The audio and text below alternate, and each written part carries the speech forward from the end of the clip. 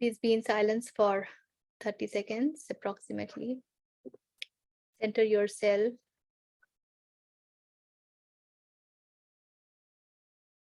Request the divine to support us in the process. May we be guided by light.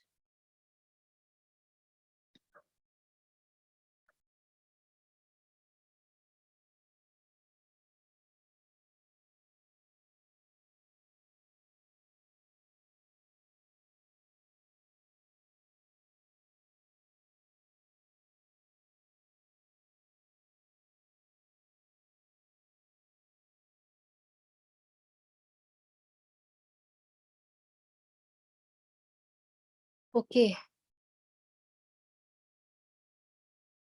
कैसे हैं सब लोग? आभा, विद्या, रोहित। बढ़िया ऋचा जी, आप कैसी हैं? All well. How are you? How was your Reiki? It was nice. We went to Tiruvannamalai, Maharishi Raman Ashram, and it was a very beautiful experience. We meditated there for almost an hour, and it's very simple a place and full of energy. Then we also visited a couple of temples.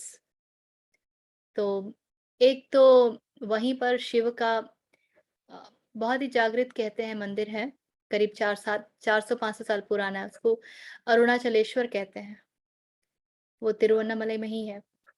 और then I went to Kerala, there is a place called Palakkad. वहां पे the two places that we visited. So my Reiki master says that when you do energy work, your own energy should be high. So that is the purpose that she makes us visit that. It was a kind of part of the curriculum, but it was very nice. So Richa ji, how was your experience at Raman Ashram? Like it's जैसे बोलते हैं it's a powerful place या just a regular place जहाँ पर काफी सारे meditators आते हैं? What is the place like? I've never been there, so asking. Ramana Maharshi's ashram. Actually, they have maintained the sanctity is what I felt, Rohit. अभी भी आप चप्पल बाहर खोल करके जाते हैं और वहाँ कोई तामझाम नहीं है, बहुत सिंप्लिसिटी से सब कुछ है। और मेडिटेशन रूम है, so people go there and sit very silently.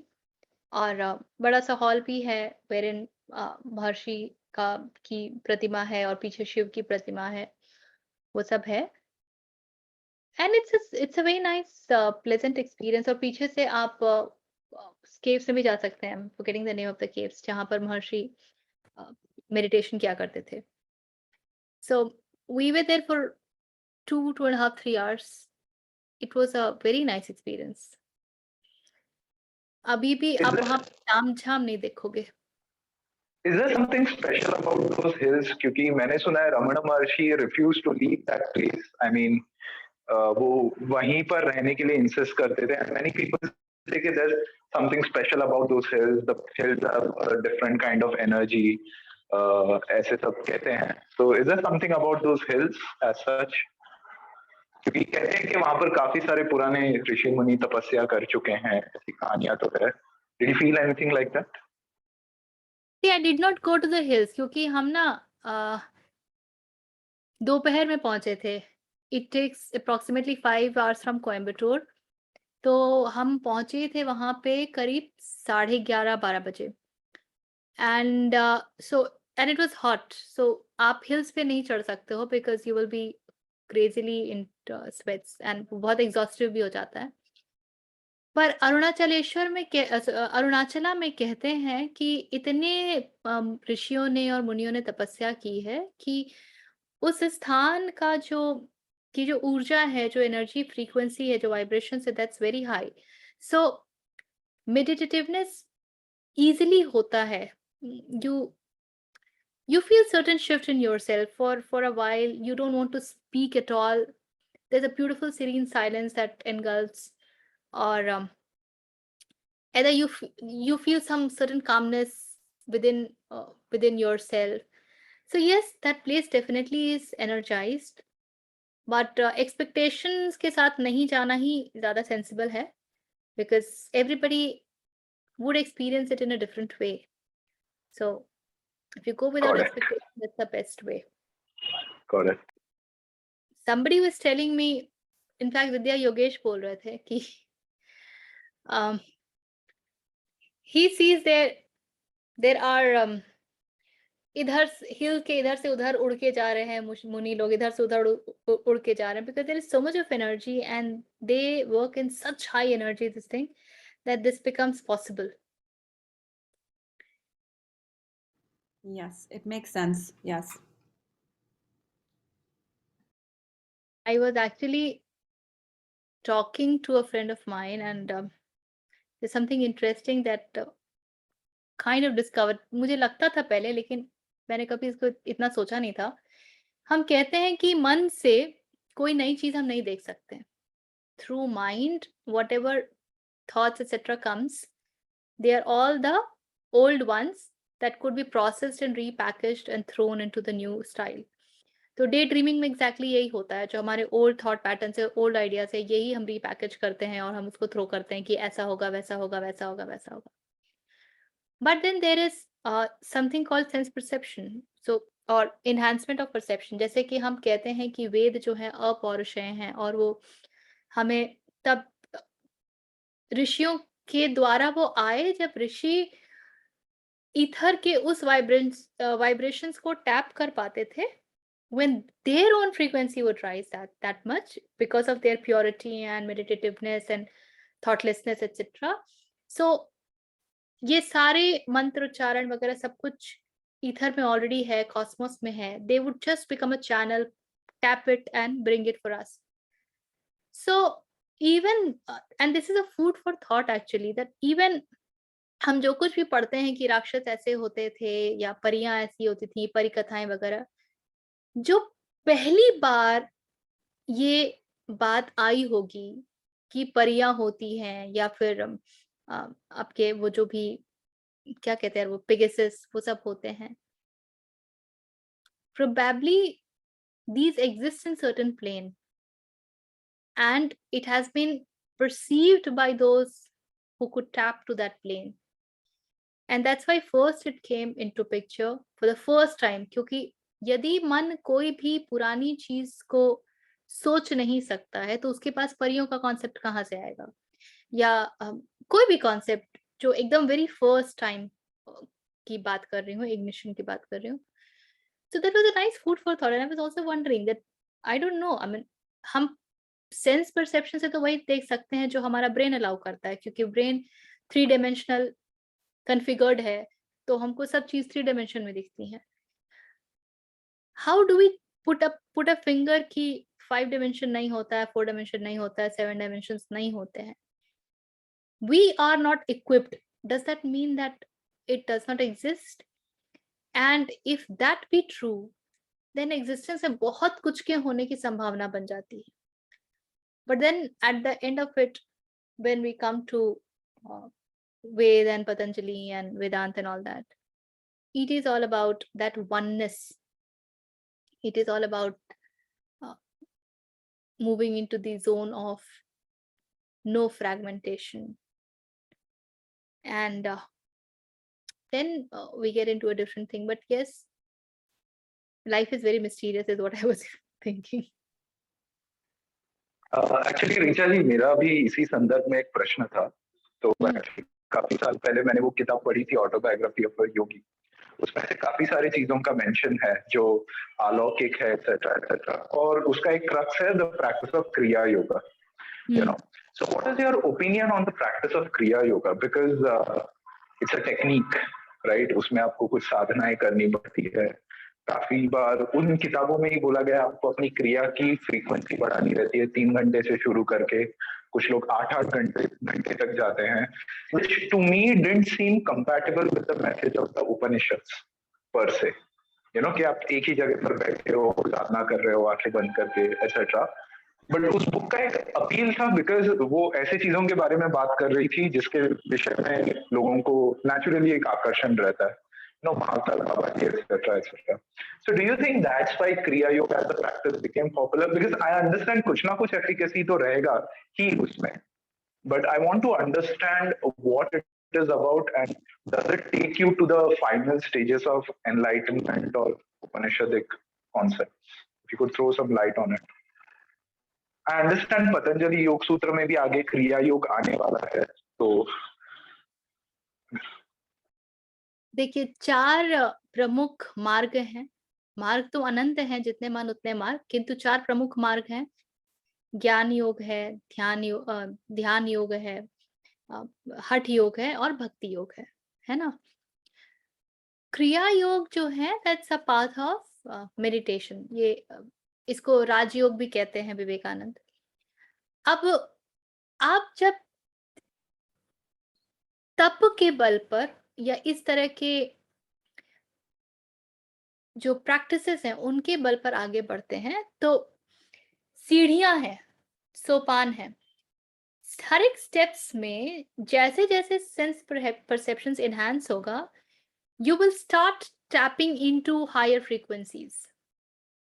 So वो क्रिया योग में भी होता है। तो आप जो ऑटोबायोग्राफी ऑफ अ योगी में देखते हैं, they all have tapped to the higher frequencies. वो एक लेडी हैं जो सिर्फ सूर्य पी करके रहती हैं and all that. So they have all tapped to the higher frequencies. But it is not about reaching to that final destination. It's not the liberated. Liberation बहुत कम के पास है उसमें भी। मैंने भी बहुत पहले पढ़ा था, मुझे बहुत याद तो नहीं है, but this is what I understand. जब आप उस पाथ पे चलते हैं ना, तो जैसे जैसे you start moving ahead, you will start getting access to many of the things that will sound very esoteric. ज्यादातर लोग, it's like third eye opens, third eye is called gateway to cosmos. You get connected to a lot of things, and this is not Sahasrara. And a lot of people, even sadhak, they get stuck here. यहाँ के आगे के लिए ना बड़ा surrender चाहिए होता है और ये सब छोड़ना पड़ता है। जो कुछ भी मिला होता है ना उसको छोड़ना पड़ता है, क्योंकि यहाँ तो अनासक्ति है, यहाँ तो सरेंडर है, फेथ है, वहां तो किसी चीज के साथ कोई अटैचमेंट नहीं है, क्लिंगिंग नहीं है। और अभी आपको आज्ञा चक्र के कारण जो कुछ भी कॉस्मोस का मिला है वो बड़ा एसोटेरिक लगता है, और आप बहुत कुछ जानने लगते हैं, आप बहुत कुछ जानने लगते हैं। It's like I tune into Rohit and I would know what Rohit is thinking or what is he going through. It goes to very higher levels. Now that is but not moksha, that is not liberation. So if one is stuck there, then you do not go ahead. और ये बहुत बड़ा, बहुत miraculous लगता है ये, लेकिन यहाँ स्टक होने के चांसेस बहुत हैं। और इससे ऊपर जाने के लिए you have to allow all that you have received to go, all that you have received to let go, and then यहाँ से यहाँ तक की जो यात्रा है वो होती है, आप नहीं करते हो। That is where grace, guru, God, they are involved. That happens only when we receive that grace. और पात्रता की जहां तक बात है, तो it is about then receiving all this and dropping all this. तो ऑटोबायोग्राफी ऑफ अ योगी में आप जो कुछ भी देखते हैं वो सरियल लगता है, but they do happen. But for most of the people they operate from third eye and that's where they are, they have not moved ahead. ये होता है, इसीलिए एक आकर्षण रहता है। और जहां तक क्रिया योग की बात है, मुझे खुद दीक्षा मिली हुई है क्रिया योग में। मेरे ग्रैंडफादर क्रिया योग प्रैक्टिस करते थे सुबह शाम, उन्होंने दिया था, पर मैंने कभी भी प्रैक्टिस किया नहीं। वो कुछ 4 या 5 स्टेप का है, और he used to have very bad throat challenge, but he Kriya Yoga में थ्रोट का बहुत प्रयोग है। वो एक खेचरी करके एक प्रोसेस कहते हैं, and he still would push himself to do that, and it is because of that that his throat used to stay okay. And he used to talk of esoteric experiences कि उनको ये दर्शन हुए, वो दर्शन हुए। He used to talk of all that. मैं वो सब बड़ा डिसमिस करती थी कि ठीक है, इसका क्या अर्थ है, और ये सब सर्टेन इमेजिनेशन है जो आपके सबकॉन्शियस में छुपी हुई है, वो निकल के आ रहा है। I used to treat it like that.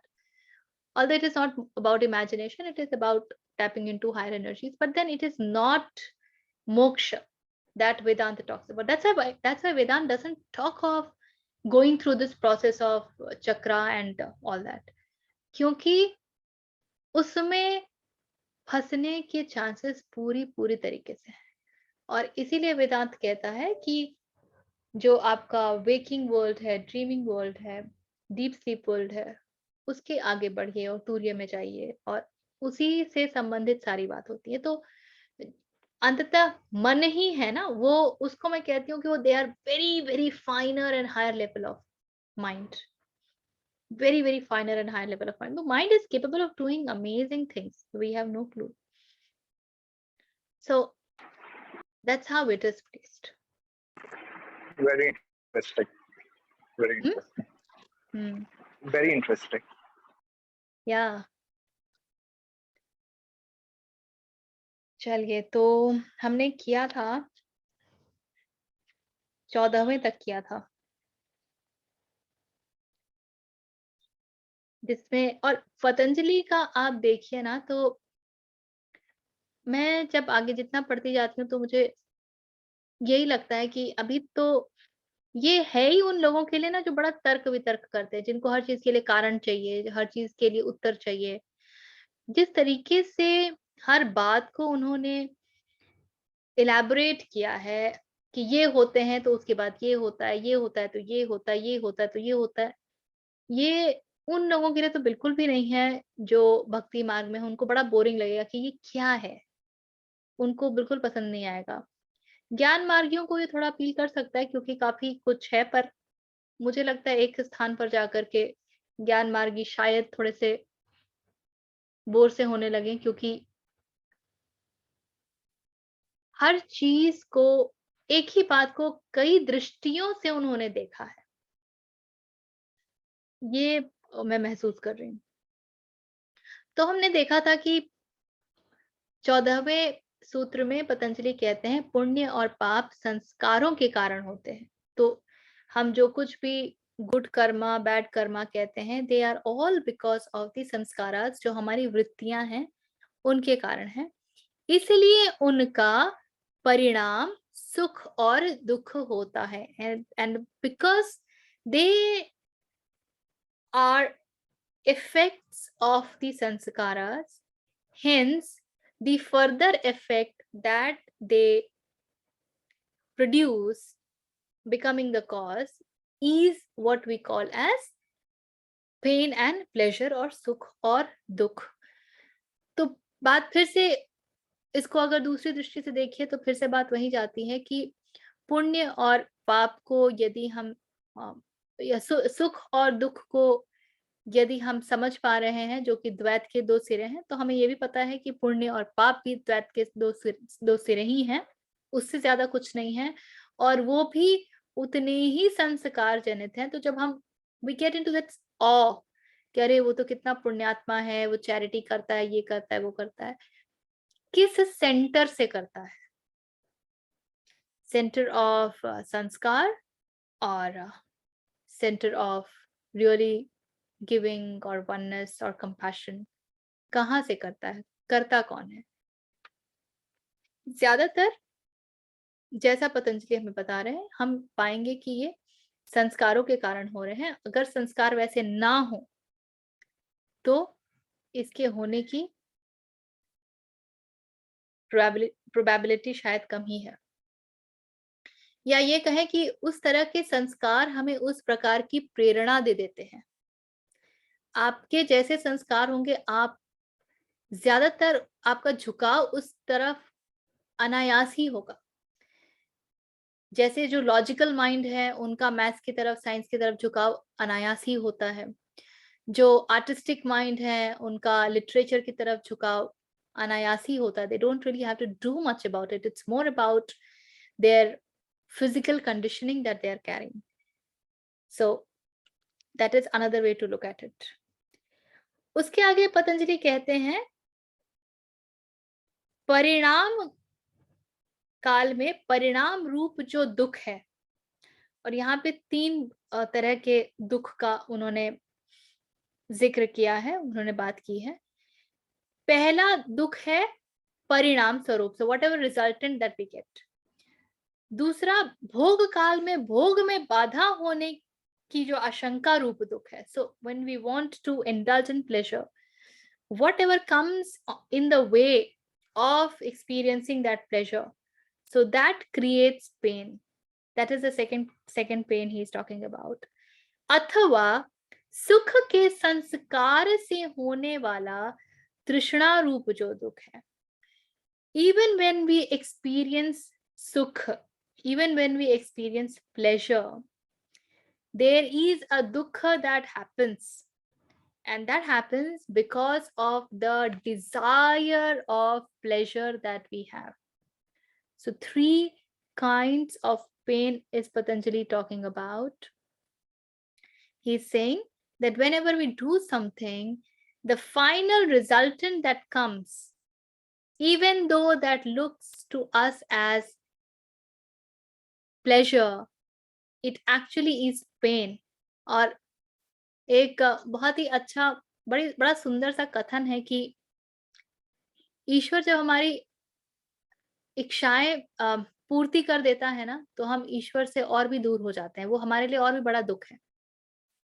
और हमारी इच्छाओं की पूर्ति न होना बहुत बड़ा सुख होता है। अब अगर हम अपने रोजमर्रा के जीवन को देखेंगे तो ये बात बहुत ही, क्या कहते हैं उसको, it would not sound right. This is kind of paradox कि ये कैसे कि अगर मेरी इच्छा पूरी हो जाती है तो वो दुख है, और मेरी इच्छा पूरी नहीं हो जाती है तो सुख है। ये कौन सा कॉन्सेप्ट है? सो जानने वालों ने कहा है कि अगर आपकी इच्छा पूरी हो जाती है तो आपका ईश्वर के तरफ मुड़ पाने के जो चांसेस हैं वो और भी घट जाते हैं। और इसीलिए आपकी हर एक इच्छा जब पूरी हो तो समझ जाइए कि आपको असल में दुख ही मिला है। That is one thing. The other way of looking at it is that आप जैसे एक चॉकलेट केक खाना चाहते हैं, आपकी बड़ी इच्छा है और आपको चॉकलेट केक मिल जाता है। Chocolate cake, chocolate cake, chocolate cake, chocolate cake, आप कितना खाएंगे? एक पॉइंट ऑफ टाइम आएगा जब चॉकलेट केक आपको वो प्लेजर देना बंद कर देगा। फिर वो चॉकलेट केक एक्चुअली आपके लिए पेन का कारण बन जाएगा। तो इनको दोनों दृष्टि से देख सकते हैं। और पहली दृष्टि में यदि आपकी कोई इच्छा पूरी नहीं होती है तो जिसको हम दुख कहते हैं, और जो रूमी कहते हैं that wound is the place where light enters from, और कबीर कहते हैं सुख में सुमिरन सब करे, दुख में करे ना कोई। तो उस दुख में जब हमारी इच्छा पूरी नहीं हुई है तब हम ईश्वर की तरफ मुड़ते हैं और हमारी आध्यात्मिक यात्रा आगे को बढ़ती है। तो परिणाम काल में परिणाम रूप जो दुख है, भोग काल में भोग में बाधा होने की आशंका रूप दुख है। अभी भोग में बाधा हुई नहीं है, लेकिन यदि हम कोई भी चीज भोगना चाहते हैं तो हमारे मन में एक आंशिक डाउट, शंका रहती ही है कि पता नहीं ये होगा कि नहीं होगा। Despite being very sure, some corner in us doubts the possibility. और वो भले ही छोटी सी हो, किंतु पतंजलि कहते हैं कि उस आशंका से भी जो दुख है उसको इतना छोटा आप मत समझिए। अथवा सुख के संस्कार से होने वाला तृष्णा रूप जो दुख है। So the desires that pull you in 1,000 direction, that doesn't allow you to stay in peace. इन सब का जन्मदाता होने के कारण तथा गुण वृत्तियों में परस्पर विरोध होने के कारण, गुण वृत्ति इज जो हमारे तीनों गुण हैं उनकी जो बेसिक टेंडेंसीज हैं उनमें देयर इज परस्पर विरोध। सात्विक और तामसिक और राजसिक तीनों के गुण अलग अलग प्रकार के हैं। तो जो सात्विक और तामसिक में तो जो हम कंट्रास्ट देखते हैं वो हम एकदम सीधा सीधा देख लेते हैं। राजसिक के साथ हम कंट्रास्ट एकदम से नहीं देख पाते हैं, लेकिन आप ध्यान देंगे तो आप पाएंगे कि तमस जो है, जो आपको इनर्शिया देता है, डार्कनेस का प्रतीक है, वो आपको अंधकार में ढकेलता है, वो आपको अकर्मण्यता में ढकेलता है। राजसिक आपको उतना ही एक्टिव बनाता है, तो देयर इज अ कंट्रास्ट। और राजसिक जो आपको एक्टिव बनाता है, सात्विक, और उस एक्शन में डिजायर होता है, पेन एंड प्लेजर होता है, और सात्विक में उसी चीज का नलिफिकेशन होने लगता है। You become more peaceful, you become more pure. तो there is conflict in all the three. तो गुण वृत्तियों में परस्पर विरोध होने के कारण पतंजलि कहते हैं विवेक कुछ दुखदाई प्रतीत होता है। This is the most important line of this particular सूत्र। कंडीशन क्या है? कंडीशन है कि व्यक्ति को विवेकी होना पड़ेगा। यदि व्यक्ति विवेकी नहीं है, यदि उसमें वो विवेक नहीं है, तो उसको कुछ दुखदाई नहीं प्रतीत होगा। जो हम संसार में जो देखते हैं, वो दरअसल अविवेक को ही देखते हैं। जब व्यक्ति सुख के पीछे भाग रहा होता है, और सुख हर व्यक्ति के लिए अलग अलग प्रकार के हैं। किसी के लिए भोजन सुख है, किसी के लिए सोना सुख है, किसी के लिए घूमना सुख है, किसी के लिए शॉपिंग सुख है। सबके सुख की परिभाषा अलग अलग है। किसी के लिए लोगों के साथ मिलना जुलना, सोशलाइज करना, पार्टी करना सुख है। तो सबके सुख की परिभाषा अलग है, किंतु हर व्यक्ति जो इन सुखों के पीछे भाग रहा है और उसे इन सुखों के पीछे का दुख नहीं दिखता है। और यहाँ पे असल में पूरी पूरी द्वैत की बात की जा रही है। यदि आप एक साथ द्वैत देख लेते हैं तो आप उसके आगे बढ़ पाने में सामर्थ्य रखते हैं। किंतु ये एक साथ देख लेने की जो शर्त है वो ये है कि आप में विवेक हो, जिसको कि शंकर कहते हैं, शंकराचार्य, कि नित्य अनित्य भेदः विवेकः। विवेक अर्थात जो नित्य और अनित्य में भेद कर पाए। नित्य क्या है? That which always is, which is nothing but truth. और एवरीथिंग एल्स इज अनित्य। उसका एज 1000 years हो सकता है, तो मेरे लिए वो शायद नित्य हो, क्योंकि मेरे 60 70 80 वर्ष के आयु में कोई भी चीज मुझे लग सकती है, अरे ये तो तब भी थी, आगे भी रहेगी, तो किंतु उससे वो नित्य नहीं हो जाती है। तो विवेकी व्यक्तियों को ये जो तीनों गुण हैं, इनके बीच का विरोध बहुत तरीके से समझ आएगा। और ये जो सारे सुख दुख की स्थिति है, ये जन्म ही लेती हैं तीनों गुणों के होने के कारण। यदि ये त्रिगुणात्मक प्रकृति ना हो तो ये सारी बातें जन्म ही नहीं लेंगी। और विवेकी व्यक्ति इन इस पूरे जाल को देख सकता है, और इसीलिए उसे सब कुछ दुखदाई प्रतीत होता है। आध्यात्मिक दुनिया में चरण रखने का पहला कारण ही होता है कि कहीं ना कहीं से आप में विवेक की जागृति हो जाए। चाहे कोई भी योग हो, आप भक्ति योग में जाते हैं तो आप ये जान जाते हैं कि ये संसार में कितना दुख है, कोई तो है जो भवसागर से पार कराए। आप ज्ञान योग में आते हैं तो आप द्वैत देख लेते हैं। आप हठ योग में आते हैं तो आप शरीर को इतने सारे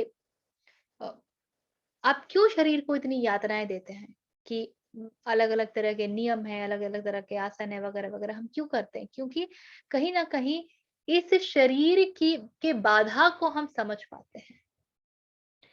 और जब हम राजयोग की बात करते हैं या मेडिटेटिवनेस की बात करते हैं, उसमें भी एक जागृति होती है कि हम समझ पा रहे हैं कि उसकी आवश्यकता क्यों है। तो यहीं से आध्यात्मिक यात्रा की शुरुआत होती है। यहाँ तक आर वी टुगेदर?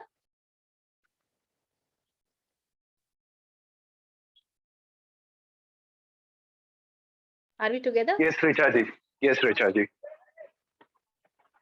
अब 16वें सूत्र में कहते हैं पतंजलि, जो दुख अभी उत्पन्न नहीं हुआ है उसका त्याग करना चाहिए। अब देखिए कितनी सुंदर बात है। जो दुख अभी उत्पन्न नहीं हुआ है उसका त्याग करना चाहिए, अर्थात विवेक की तरफ मुड़ो, तभी तुम्हें कोई भी दुख दिख पाएगा। तुम त्याग तो तब करोगे ना जब तुम्हें आभास हो कि दुख है, और दुख कैसे है वो अभी हमको बताया पतंजलि ने। तो मूल में जाएंगे तो त्रिगुणात्मकता में घूमना ही दुख है, गुणों में विचरना ही दुख है, चाहे आप सतोगुण में हो, चाहे आप तमोगुण में हो, चाहे रजोगुण में हो। और इसीलिए फिर कृष्ण कहते हैं कि गुणातीत होने की आवश्यकता है। तो पतंजलि कहते हैं जो दुख अभी उत्पन्न नहीं हुआ है उसका त्याग करना चाहिए। तो कम से कम अब तो इच्छाओं का त्याग करो, कम से कम अब तो जो प्रेफरेंसेस वाली माइंडसेट है उसका त्याग करो। अब तो समभाव में आओ।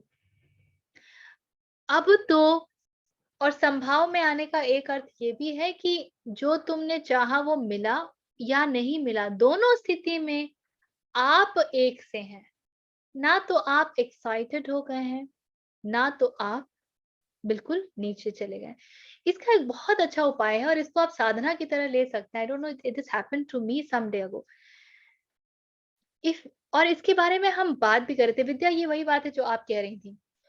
व्हेन यू गेट अप, और हमने पिछले ही सत्र में शायद बात किया था, that you get up in the morning and you start with the day with the thought that may this day be ruled by what you want and not what I want, which is may your will be supreme. आपकी इच्छा ही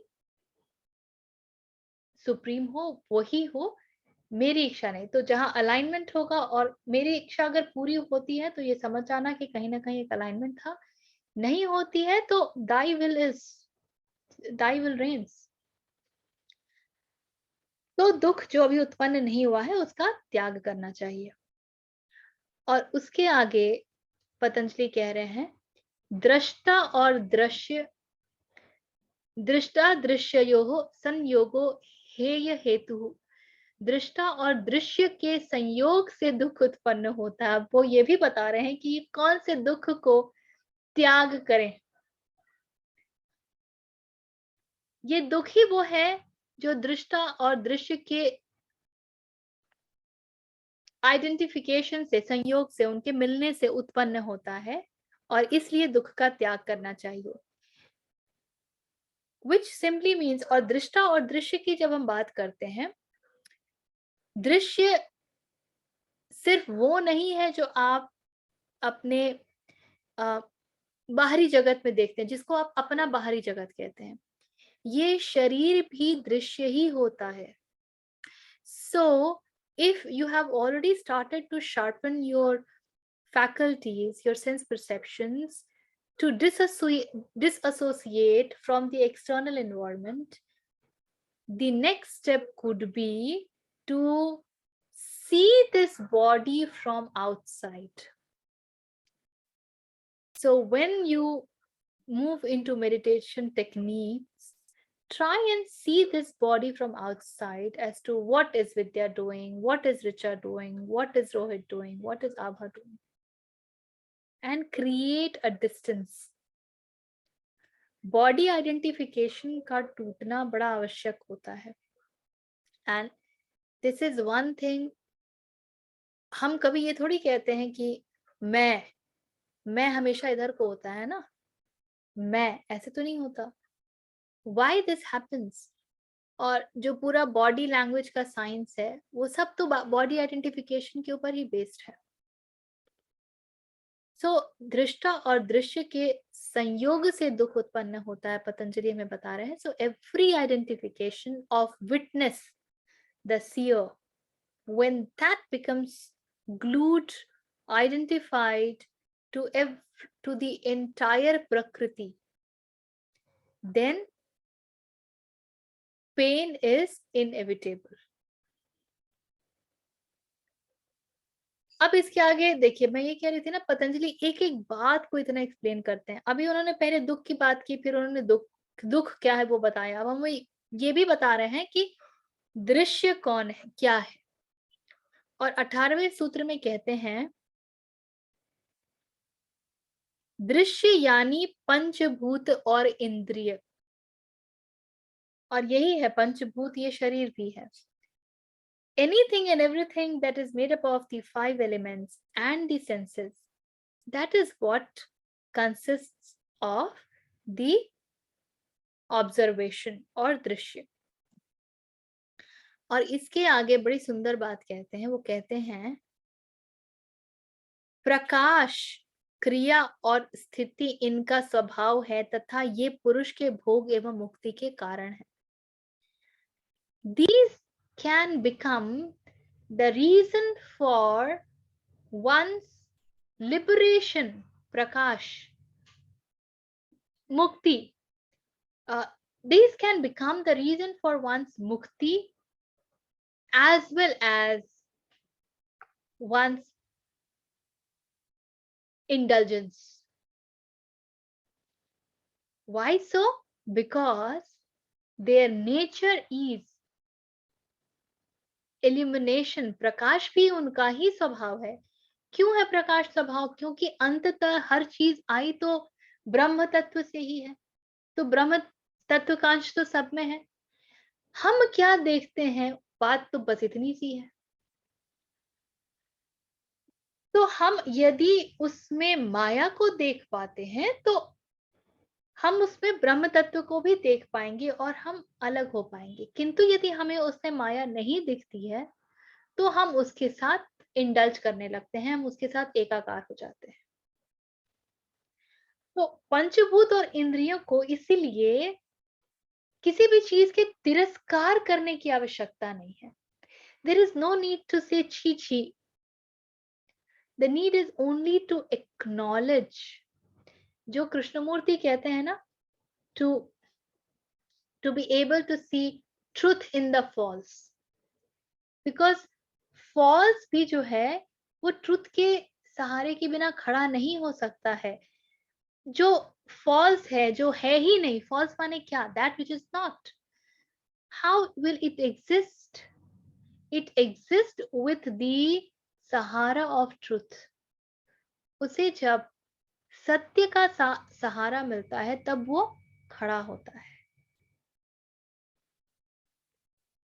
इसीलिए एक meditator के लिए, एक आध्यात्मिक रास्ते में चलने वाले यात्री के लिए उसके मिथ्या रूप, माया स्वरूप को जान लेना आवश्यक है, किंतु साथ में ये भी जानना चाहिए कि उसी का एक स्वरूप ब्रह्म तत्व भी है, जिसको हम कहते हैं कण कण में भगवान है। वो वही है और कुछ नहीं।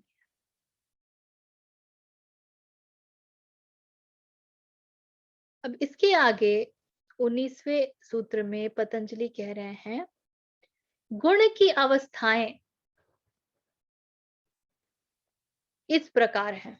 गुण अर्थात ये जो हमारे तीनों गुण हैं, सत्व, रजस और तमस, और यही जो है इनको ही आप वृत्ति भी समझिए। इनकी अवस्थाएं इस प्रकार है। तो अवस्थाएं मतलब इनके स्टेजेस, और इसको मैंने कई जगह पे देखने का प्रयास किया क्योंकि हर जगह शब्दों में बड़ा उलझाव आ रहा था। इसमें लिखा है विशेष, अविशेष, महत और प्रकृति। ये 4 अवस्थाओं की बात की है। मैंने विवेकानंद का और स्वामी प्रभावानंद जी का भी देखा, और जिन शब्दों का प्रयोग है वो है defined, undefined, unmanifest and manifest. So these are the four stages: defined, undefined, unmanifest and manifest. इसी के दूसरे शब्द हैं ग्रॉस, सटल, प्राइमल एंड अनइवॉल्व्ड और साइनलेस। तो इसको थोड़ा सा समझते हैं कि ये है क्या, ये क्या 4 अवस्थाएं हैं।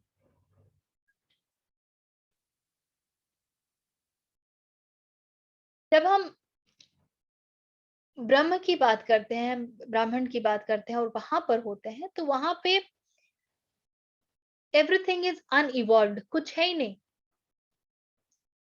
देयर इज शून्य, देयर इज नथिंगनेस। तो ये एक अवस्था है, क्योंकि गुण तो इसी से निकल रहा है ना। जो तीनों गुण हैं वो निकलते ही कहां से हैं? एक स्थान है जहां पर there is perfect balance. Does that mean that गुण डू नॉट एग्जिस्ट? गुणातीत में क्या गुण नहीं है? नहीं, गुणातीत में गुण परफेक्ट बैलेंस में है, इसीलिए हम उनको एक्सपीरियंस नहीं करते हैं। एक्सपीरियंस करने के लिए किसी भी एक गुण का ज्यादा होना आवश्यक है। If everything is equivalent, we cannot experience it.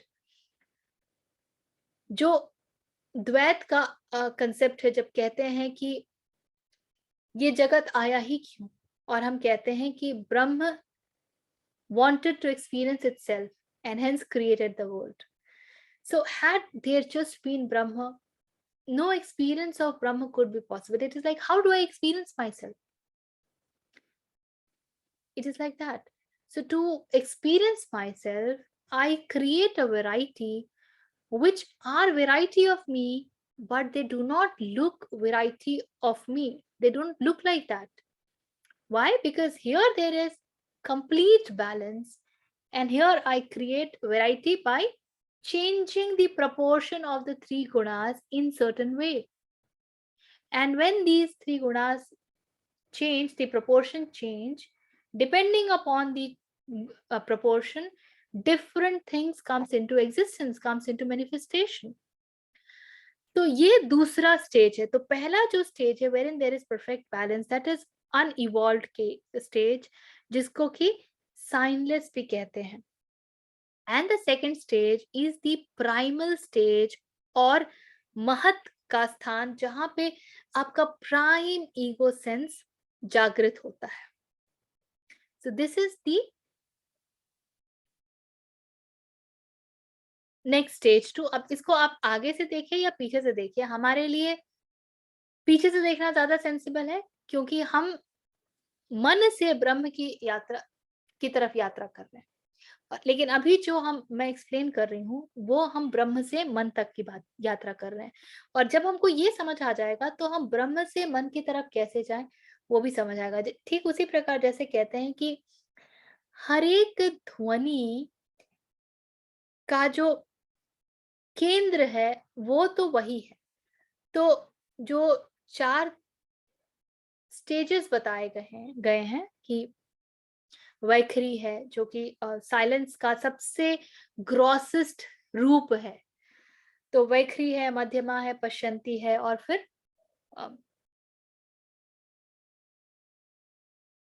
विद्या विद्या परा है। परा है, तो परा, पश्यंती, मध्यमा और वैखरी। तो वैखरी इज द ग्रॉसेस्ट। तो ग्रॉसेस्ट से सबटलेस्ट की यात्रा भी की जा सकती है। जैसे आप इस वैखरी को पकड़ लेंगे और उसके सूक्ष्म तत्व की खोज शुरू कर देंगे और उस तरफ यात्रा करने लगेंगे, तो आप वैखरी से मध्यमा तक पहुंचेंगे, मध्यमा से आप पश्यंती पहुंचेंगे, और फिर आप मौन की तरफ या परा की तरफ पहुंच सकते हैं। ठीक उसी प्रकार से गुण का किस प्रकार से एवोल्यूशन हुआ है, या फिर गुण किस प्रकार से मैनिफेस्टेशन में आया है, वो ग्रॉस कैसे बन गया, यदि वो समझ में आता है, तो हम सटल की यात्रा, अनमैनिफेस्ट की यात्रा कर सकते हैं।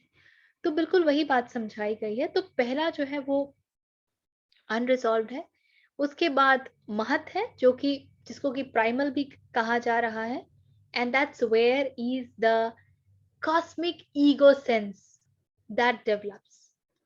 उसके पश्चात देयर इज अविशेष या undefined, which is the subtle one. हम सटल को डिफाइन नहीं कर सकते हैं, that which we can't see from our 5 senses, we can't define that. किसी भी चीज को डेफिनेशन देने के लिए उसको इंद्रियों के द्वारा जान पाना आवश्यक है। तो वो तीसरा स्टेज है। और उसके बाद जो चौथा स्टेज है जिसको कहा जा रहा है, वो है grossest, which is also the manifested one, which is also called the defined one या विशेष. Because anything that विशेष का मतलब अब वो हमारा एक कंडीशनिंग है कि हम हिंदी में विशेषता पढ़ते थे, तो पहली बात जो विशेष सुनकर आती है वो आती है गुण, क्वालिटीज. लेकिन वेदांत में, पतंजलि में, even that which we called qualities are actually disqualities, because qualities means there is a definition attached to it. Quality means there is a paribhasha to it. And Vedanta is saying you have to move beyond any paribhasha. Every paribhasha in certain way is a judgment on certain thing. And one has to move beyond that. So this is the these are the 4 stages of guna. तो गुणातीत है, perfect balance है, उसमें कुछ imbalance हुआ, फिर वो primal form लेता है, फिर वो सटल फॉर्म लेता है, फिर वो ग्रॉस फॉर्म लेता है. हम ग्रॉस में रहते हैं. हम अपने गुणों के प्रति यदि सतर्क हो जाएंगे तो हम सटल तक जा सकते हैं. किसी भी क्षण हम में कौन सा गुण अधिकता में मैनिफेस्ट हो रहा है, अभिव्यक्त हो रहा है, यदि हम उसके प्रति थोड़े सजग हो जाएं तो संभावना है कि हम सटल की तरफ मूव कर सके, जो सूक्ष्म है उसकी तरफ मूव कर सके. और जब सूक्ष्म का ज्ञान होने लगेगा तो अब इसको ना महर्षि रमन के तरीके से यदि देखा जाए, उनका जो प्रोसेस था, वो कहते थे आई टेंडेंसी तक पहुंचो, reach to the mother of all tendency which is your I tendency. Where, how do you reach to that? You reach to that by inquiring who is saying so, who is thinking so, which is the grossest. The more you start inquiring who is this who feels like this, who is this who thinks like this, who is this who senses like this, who is this who wants something like this, then you start to check on who is this, and that's where you start to catch hold of that desire which comes in you. From that desire you go to the mother of all desire, which is the I tendency, and from there one moves to the heart or the self, which is Maharshi Raman's way or methodology. तो हर जगह बात वही है, किंतु उसे बताने के तरीके, उसे एक्सपीरियंस करने के तरीके, उसमें बहुत भिन्नताएं हैं.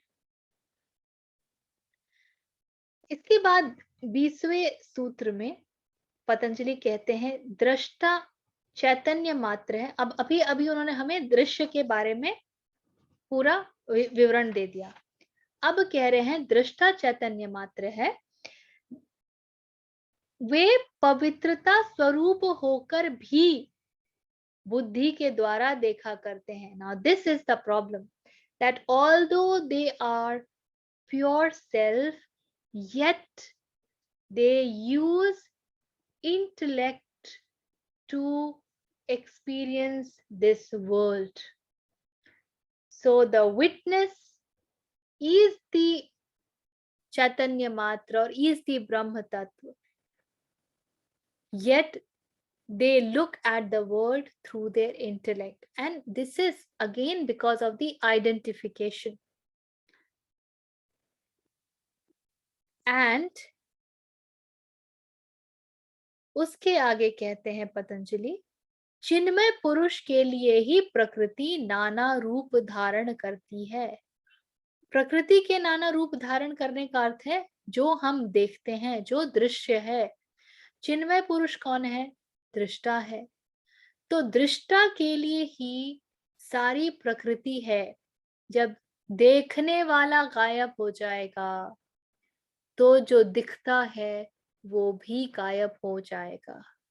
यदि दृष्टा नहीं है तो दृश्य भी नहीं होगा. और यहाँ पे दृष्टा जो है उस दृष्टा की बात कर रहे हैं पतंजलि, जो बुद्धि के साथ संयुक्त होकर के सारे स्वरूप देख रहा है.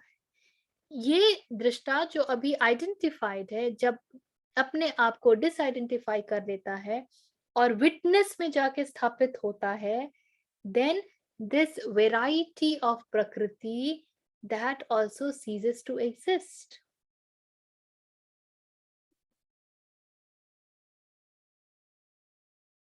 इसके आगे shall we take a pause here या थोड़ा आगे बढ़ें?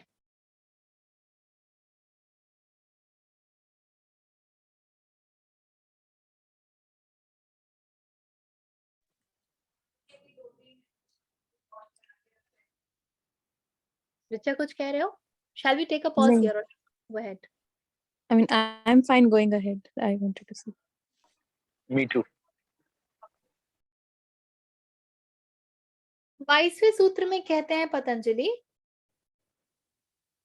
जिन्होंने परम पद प्राप्त किया है, मतलब कि जिसमें वो दृष्टा जो इंटेलेक्ट से देख रहा है वो डिसॉल्व हो गया है, वो ब्रह्म तत्व में जाकर स्थापित हो गया है, वो स्व में स्थापित हो गया है।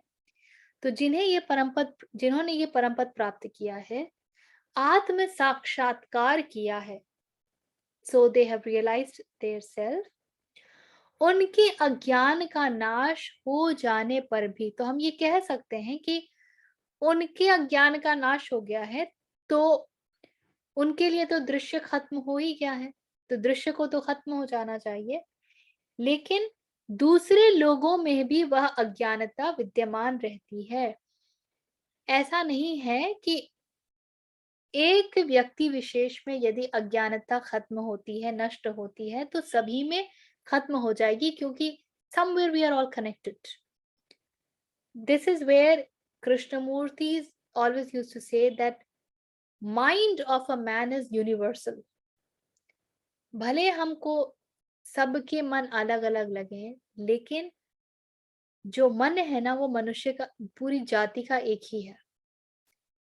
और वो एक इसलिए कहते थे because every mind is finally full of the same component, same qualities, चाहे वो द्वेष हो, चाहे वो अटैचमेंट हो, चाहे वो कंपटीशन हो, चाहे वो गिल्ट हो, चाहे वो फियर हो, it is all full of same quality, just that the proportion differs. किसी में गिल्ट ज्यादा होता है, किसी में कंपटीशन ज्यादा होता है, किसी में फियर ज्यादा होता है। और पतंजलि कह रहे हैं कि यदि किसी व्यक्ति ने आत्म साक्षात्कार प्राप्त कर भी लिया हो, उनके अज्ञान का नाश हो भी गया है, तो भी दूसरे लोगों में वह अज्ञानता विद्यमान रहती है, और इसीलिए और इसी प्रकार प्रकृति आगे भी बढ़ती है। यदि अज्ञानता का विनाश सब में हो जाएगा, तो प्रकृति उसी क्षण विलुप्त हो जाएगी, it will cease to exist.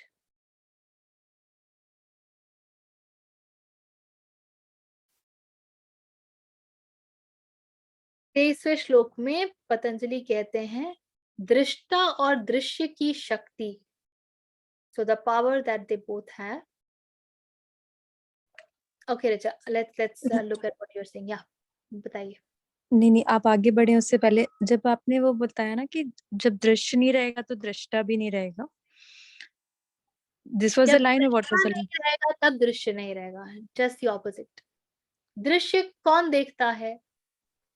हमारे पास ना एक बड़ा सुंदर मुहावरा है, जंगल में मोर नाचा किसने देखा, सुना है ना? हाँ। तो इस क्षण भी जंगल में कई मोर नाच रहे होंगे, पर क्या हमको पता है कि वो नाच रहे हैं?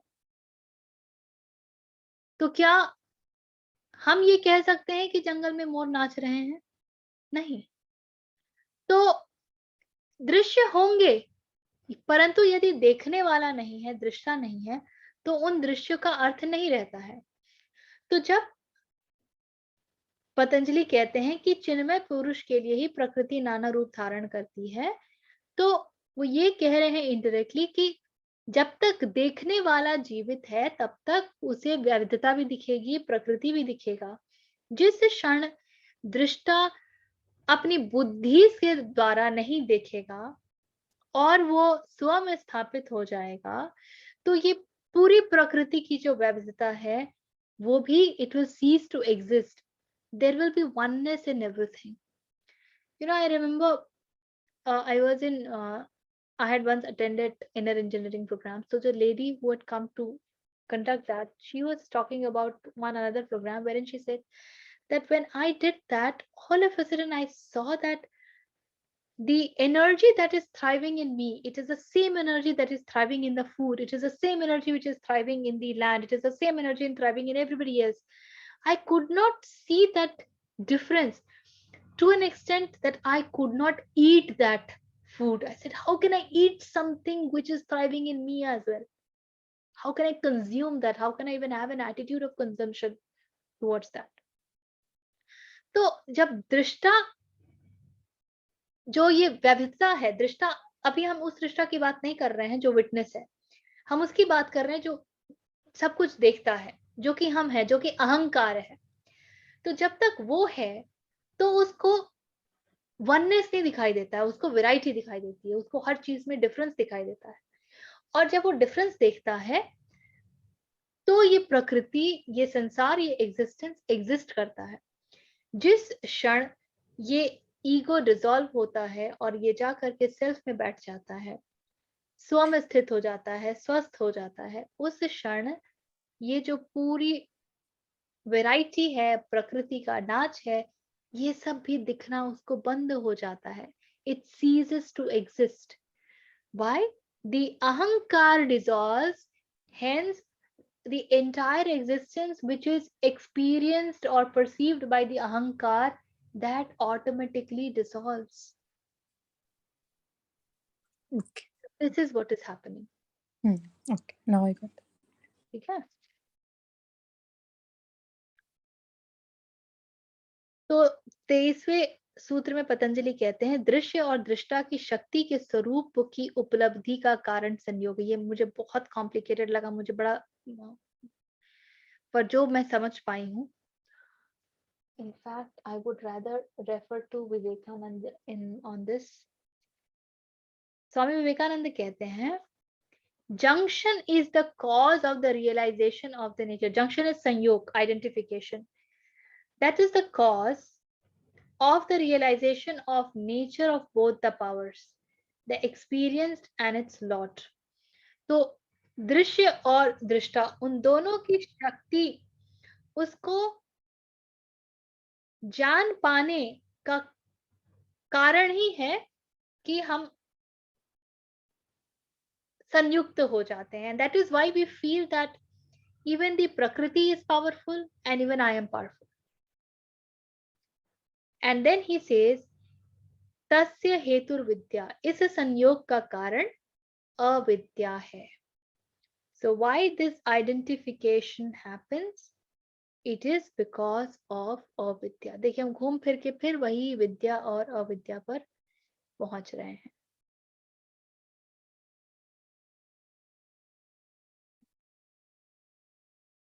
ठीक है. So we'll stop here today.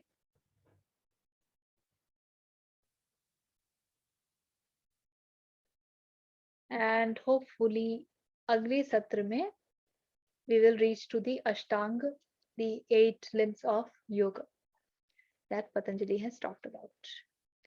अभी हम 24वें सूत्र पर हैं और 29वां सूत्र है जिसमें अष्टांग योग की जो 8 अंग है उसकी पतंजलि बात कर रहे हैं, क्योंकि ये हर एक अंग जो है ये समझने लायक है.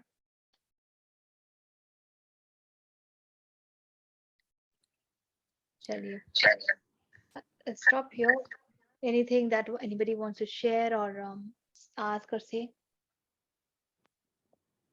Yeah, I wanted to share, जब आप वो evolution resolution समझा रहे थे ना, तो जब आपने कहा कि विशेषता भी एक तरह से impurity ही है, तो मुझे वो एक्चुअली 1-2 दिन पहले एक एग्जाम्पल सुना था, तो I could relate with that कि जैसे गोल्ड से भी कुछ बनाना होता है तो उसमें इम्प्योरिटी ऐड करनी पड़ती है ऑर्नामेंट बनाने के लिए. तो वैसा आई कुड रिलेट कि हाँ, कुछ भी चीज अगर मैनिफेस्टेशन में आई है तो या दैट वे. प्रकृति में ना हमें बहुत से उदाहरण ऐसे मिल जाते हैं जो इंगित करते हैं ब्रह्म तत्व की. और बताते हैं कि कहीं न कहीं कुछ ना कुछ इम्प्योरिटी तो रहता ही है। इनफैक्ट मुझे याद है कि हम लोग एक बार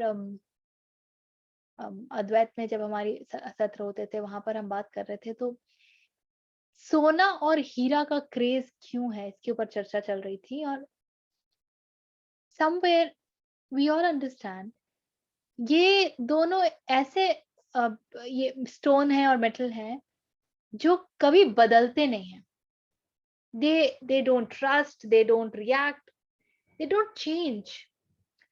और क्योंकि हमारे भीतर अनंतता का स्वभाव है, जो हमारे स्वभाव का एक बहुत जो ब्रह्म को जानने वालों ने जो बताया है ब्रह्म के बारे में, तो वो कहते हैं कि ब्रह्म अनंत है। तो इट इज ऑलवेज देयर। और पदार्थ में सोना और हीरा, gold and diamond, they tally with this behavior or this characteristic of Brahma. And that's why we are so pulled towards them. अन्यथा यदि देखा जाए तो वो क्या है, they are as much a metal as any other metal. But see that affinity that we have for them.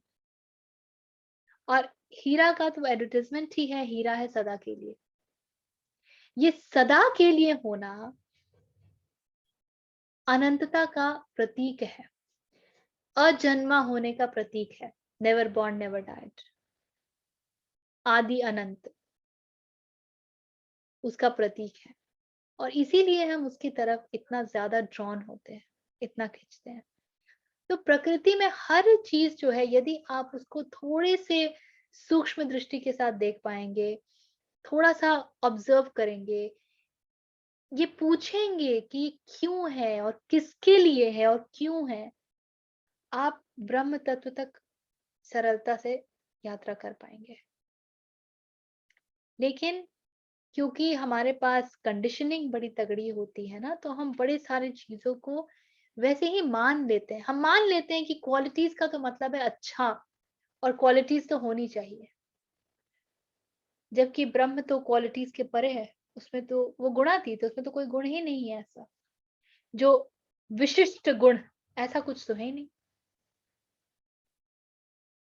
तो हमारे पास एक कंडीशनिंग होती है, हम एक बच्चे के जान के पीछे पड़ जाते हैं। हर व्यक्ति कहता है कि बच्चे में बड़ी प्रतिभा होती है, कि उसमें गुत्थियां ग्रंथियां कम होती हैं, वो सुलझा हुआ ज्यादा होता है, उसमें एक जॉयसनेस रहता है।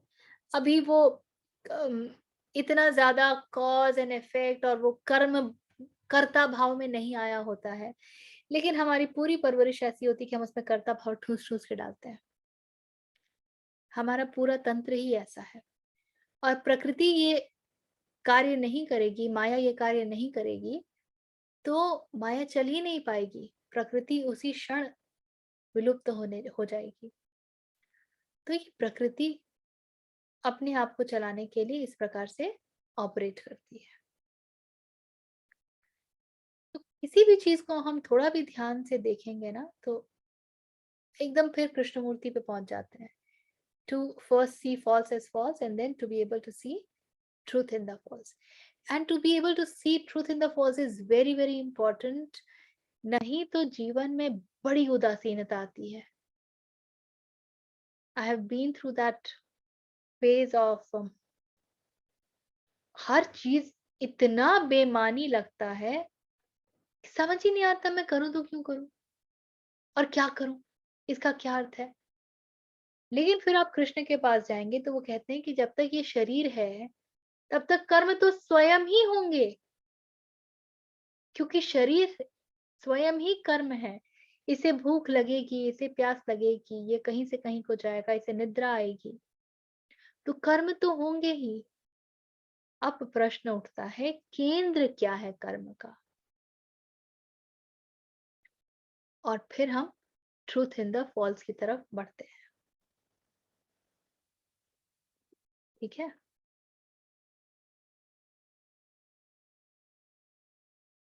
What else?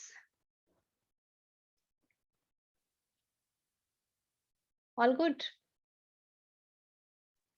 Yes, Richa ji. चलिए, Okay.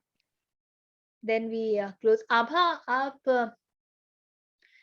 जो मैसेजेस भेजती हैं, तो अब थोड़ा-सा और ध्यान की तरफ बढ़िए और बॉडी आइडेंटिफिकेशन के ऊपर काम कीजिए। आज ही मैंने बात की है कि अपने आप को शरीर से भिन्न देख पाओ। That could be the next step. चलिए, so let's do the prarthana and we close the session. If you know, you can chant along with me. Otherwise, just be with it.